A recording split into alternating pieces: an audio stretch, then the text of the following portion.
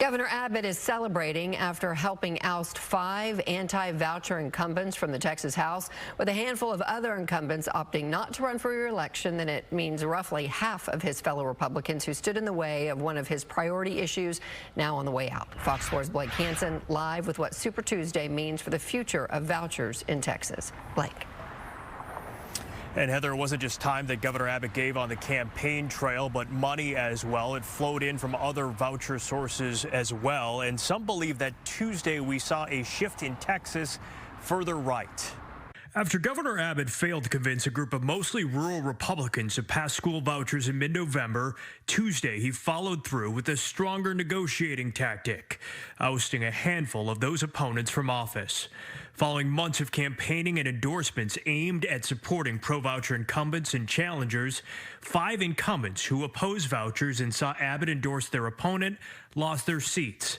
Another 3 are headed to a runoff.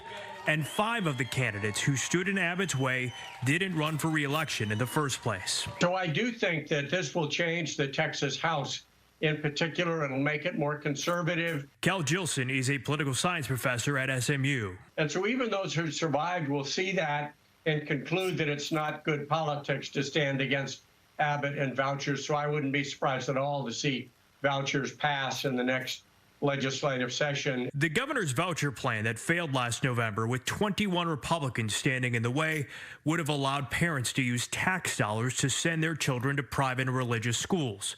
Many of those Republicans who opposed vouchers were from rural areas who felt the legislation only benefited those who lived nearer to private schools.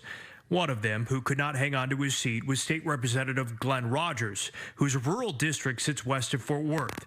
In an op-ed to the Weatherford Democrat Wednesday, he wrote, "This morning I have no regrets," going on to say history will prove that our current state government is the most corrupt ever and is bought by a few radical dominionist billionaires seeking to destroy public education, privatize our public schools, and create a theocracy that is both un-American and un-Texan.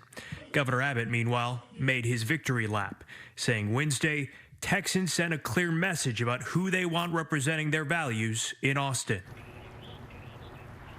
There were 6 anti-voucher Republican candidates who won their primaries, but Governor Abbott endorsed the challengers in just 2 of those races.